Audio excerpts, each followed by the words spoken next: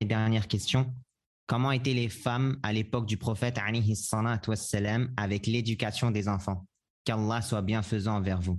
أحسنت وبارك الله فيكم. طيب, pour répondre à cette question, Inch'Allah Ta'ala, je vais afficher certaines choses. طيب, quelques conseils par rapport à l'éducation des enfants. Comme ça, j'ai mis sur des points. أولاً, leur apprendre le livre d'Allah subhanahu wa ta'ala. Leur apprendre le livre d'Allah. Pourquoi? Parce que quand ils sont comme ça, jeunes, petits, c'est facile pour lui, très facile. Il peut l'apprendre comme ça, quelques 2-3 années, il peut l'apprendre facilement. C'est pas quand. Pourquoi? Parce que son cœur, son esprit, il est vide.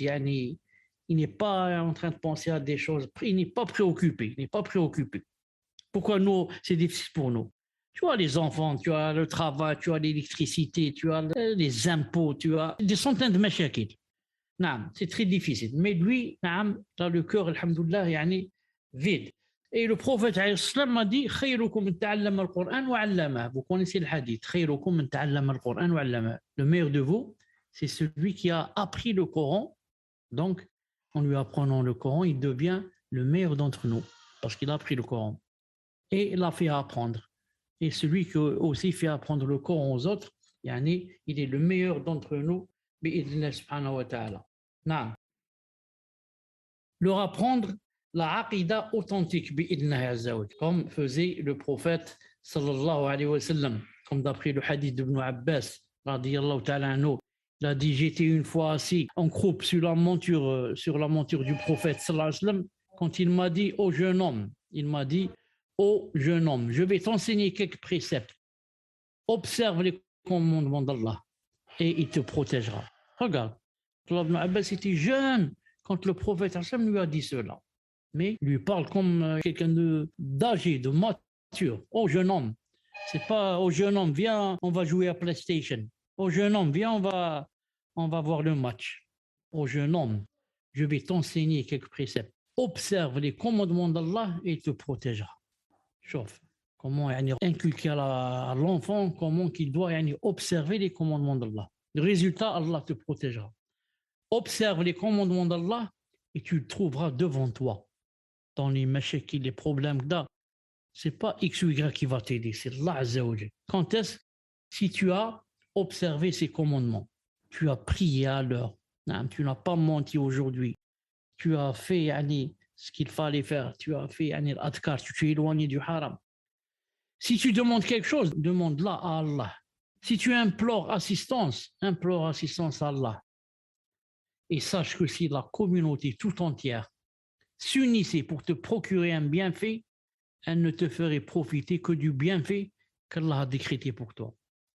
Et si toute la communauté s'unissait pour te nuire et te faire mal, elle ne te ferait que le mal qu'Allah t'a décrété pour toi.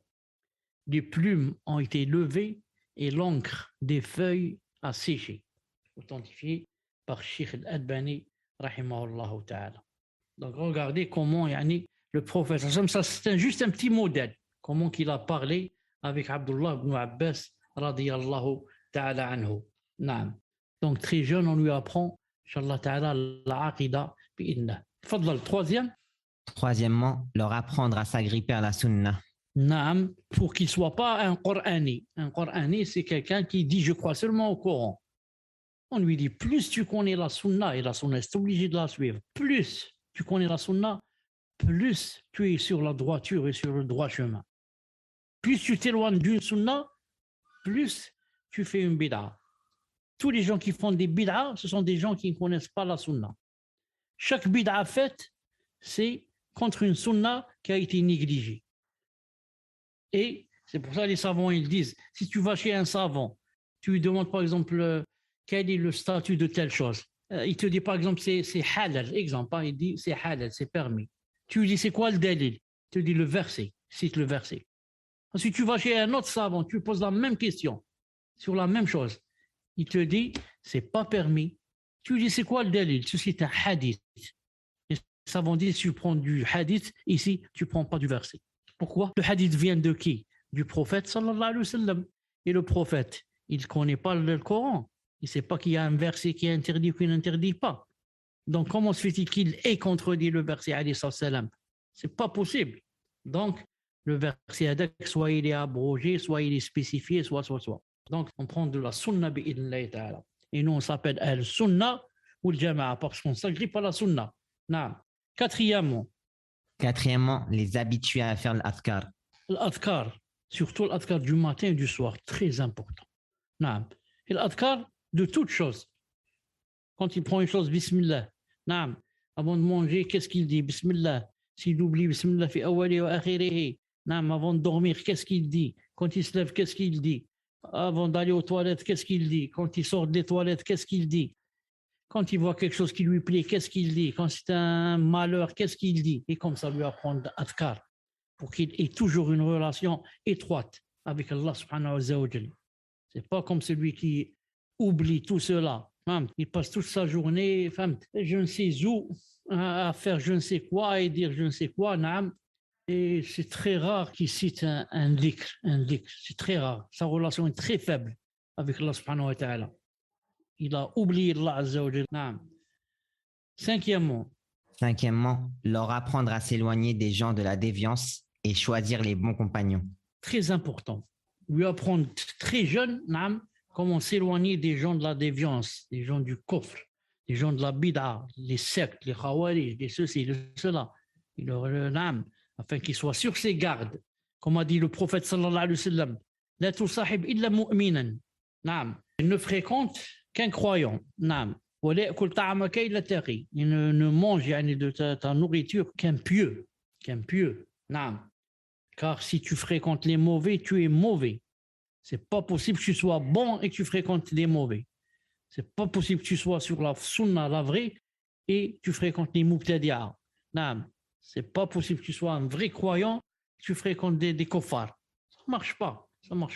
Donc on lui apprend la bonne compagnie très jeune. Pourquoi? Pour qu'il ne soit pas un sabab pour le dévier.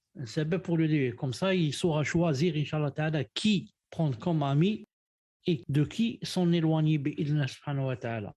Enfin, sixièmement, leur apprendre à patienter à faire les adorations. Leur apprendre à patienter, à faire des adorations, comme dans le hadith authentique, la femme ou les femmes qui ont rapporté que au temps du prophète sallallahu alayhi wa sallam, prenaient avec eux des enfants vraiment à bas âge, mais il leur demandait de jeûner, pour les distraire, pour qu'ils oublient un peu, que tellement ça leur fait mal le siyam.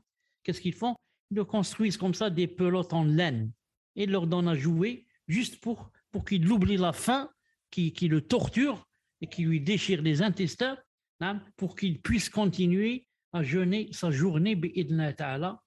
C'est pas comme nous, il a 16 ans et te dit miskin, celui-là il est encore jeune. Wallah, miskin celui-là.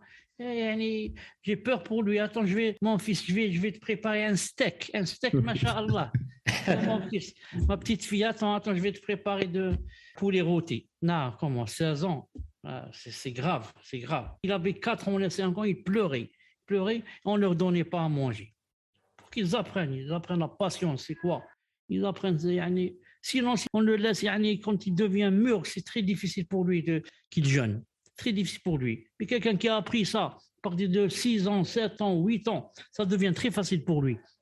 Même si ce n'est pas obligé qu'il jeûne tout le mois quand il n'est pas encore pubère. Mais à 7 ans, il commence quelques jours. À 8 ans, c'est peut-être la moitié du ramadan. À 9 ans, presque tout le mois. Et comme ça, pour qu'il s'habitue, Inch'Allah ta'ala, ça devient pour lui un plaisir.